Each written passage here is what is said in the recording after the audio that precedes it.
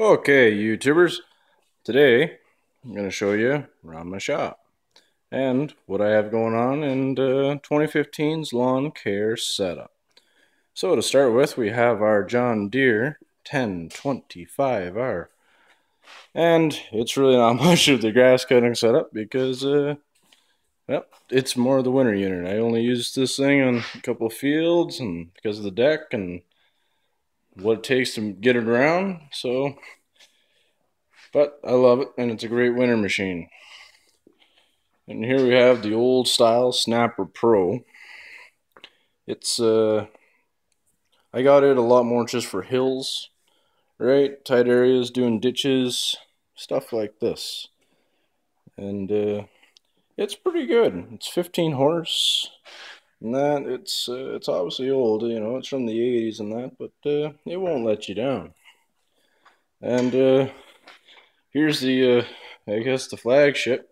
We use it most of the time. It's the Arian Zoom 1540.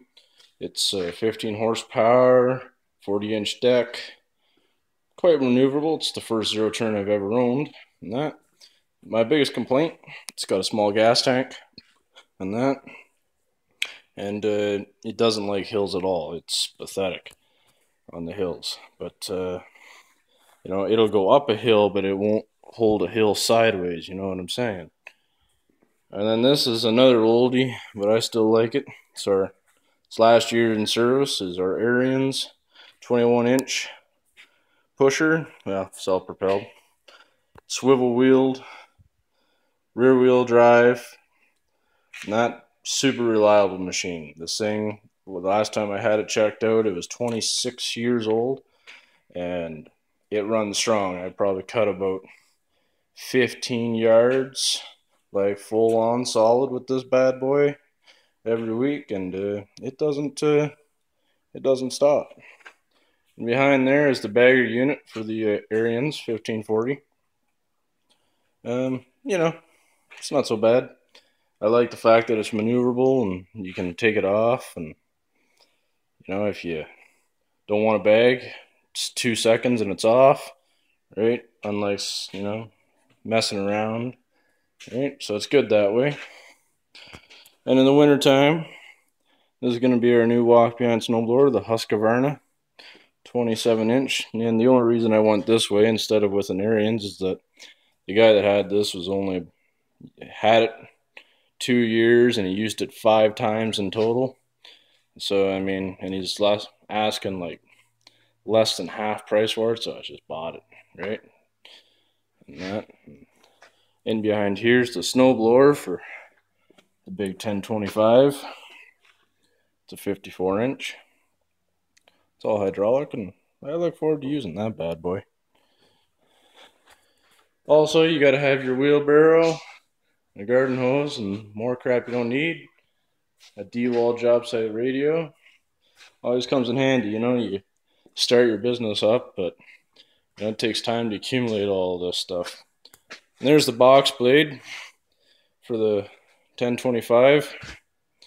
It actually got its first use there to level out some dirt a week ago. I was pretty impressed. Worked good that way. And so I'm gonna use it to scrape out snow and all this stuff in the winter, and I hope it works out well for me. I might need a couple suitcase weights and that. You know, you're gonna have your own business. You're gonna want to have a shop. So this is kind of the shop slash equipment tour. We got the toolbox, right? You don't need anything this big. When I was young, I thought I'd be a mechanic, and so I got it, and I never sold it off. But that, you want a shop, you want a fridge, microwave. You're gonna spend a lot of time out here in your first few years of service, right? And you know, this is my two different types of whipper line. This is a little cheaper still whipper line, and it works all right. And I kind of upgraded to this green stuff, and I like it too. And I'm probably apt to stick with this green stuff here. That. Here's our two whippers. We've got the Stihl KM94R. Sorry. And it's a split shaft one. And these are new this year to the market, and they're a hell of a machine. They got power and they're light and they're the way to go. When I first started, I bought this KM 110 still head. Also a very good machine. The cons to it is that it's heavy.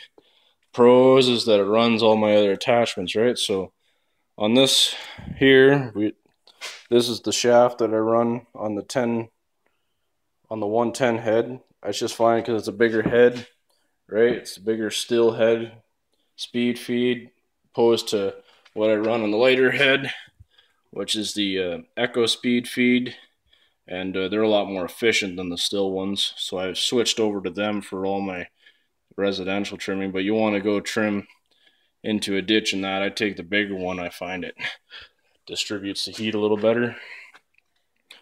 And then we got the big Stihl KM blower. I was really quite surprised. It beats my handheld blower to pieces, and I got a couple friends with backpack blowers, and I'm not sure how high up they are, but it beats it all to shit too.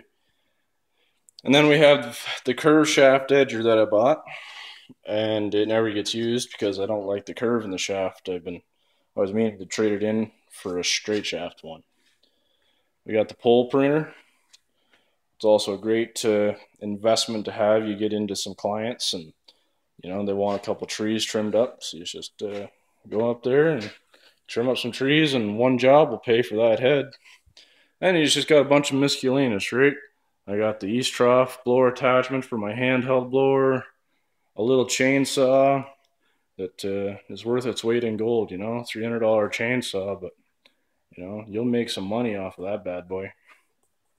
Once again, all the tools and shovels and garbage can and a compressor and a pressure washer, and you want to go do a dethatching in the spring, you're going to want one of these brush brooms, man. You ever get out there in a rake, you'll do this in half the time and twice the job with these, and the customers love it, right? It dethatches a lawn better than you can imagine. And that. So I think that's about it for today's garage tour. And that, I'm going to start making a few more YouTube videos here, I think. And you guys have a great day.